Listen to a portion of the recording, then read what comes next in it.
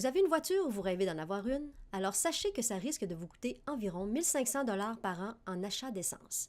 De ce montant, plus de 500 $ iront au gouvernement en taxes. Les taxes sur l'essence. En mars 2018, le prix de l'essence au Québec est d'environ 1,20 $ le litre, alors qu'aux États-Unis, le prix moyen est de seulement 87 cents le litre. Qu'est-ce qui explique cette différence? Eh bien, les taxes. Au Québec, les taxes représentent 37 % du prix de l'essence, alors que c'est moins de 20 % aux États-Unis. Si on exclut les taxes de vente, les taxes spécifiques sur l'essence s'élèvent à environ 30 cents le litre au Québec. Cela est-il trop ou pas assez?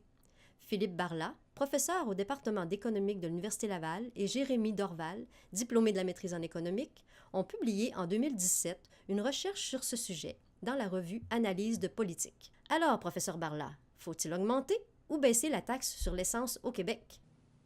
Eh bien, pour répondre à cette question, il nous faut un critère d'évaluation. En économique, un des critères importants est celui de l'efficacité allocative.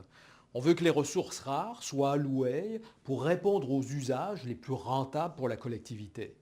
Une des conditions pour y parvenir, c'est que le prix payé pour consommer un bien ou un service doit refléter l'ensemble des coûts sociaux causés par ce bien ou ce service. Lorsque vous décidez de prendre votre automobile pour vous rendre au travail, vous devez payer certaines dépenses comme l'achat d'essence, l'usure des pneus, le stationnement, mais votre décision inflige aussi des coûts sur d'autres personnes. On parle de coûts externes ou d'externalités. Ainsi, par exemple, votre voiture rejette des polluants atmosphériques qui affectent négativement la santé de personnes vulnérables.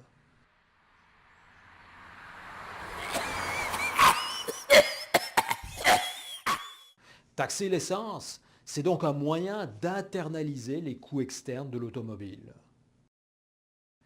Dans notre recherche, on vise à établir quelle devrait être la taxe sur l'essence qui internaliserait les coûts externes causés par l'automobile.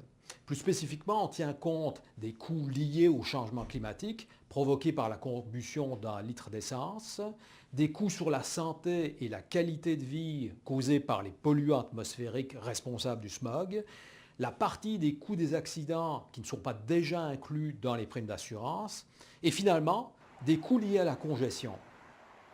En effet, lorsque vous utilisez votre voiture en période de pointe, à Montréal ou à Québec par exemple, votre présence sur la route contribue à ralentir davantage le trafic, ce qui impose une perte de temps additionnelle aux autres conducteurs. C'est donc une externalité.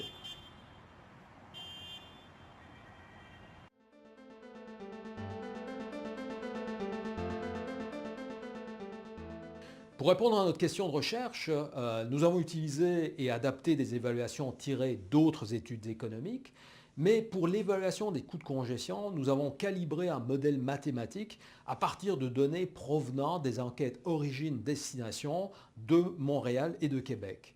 Plusieurs concepts de base en économique ont été employés.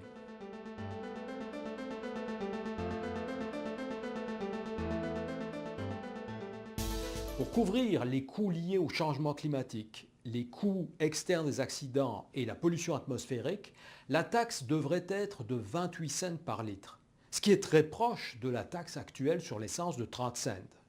Mais si on veut internaliser les coûts de congestion grâce à la taxe sur l'essence, il faudrait ajouter une taxe supplémentaire de 42 cents par litre à Montréal et de 35 cents par litre à Québec. Il faudrait donc plus que doubler la taxe actuelle.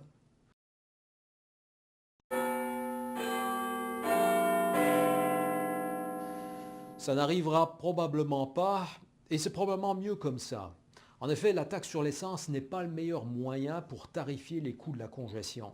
Il est préférable d'utiliser d'autres instruments, comme un péage urbain, où la taxe dépend de l'endroit et de la période de la journée. Comme cela se fait à Londres, où il faut payer jusqu'à 20 $ pour pouvoir circuler au centre-ville durant les heures de pointe.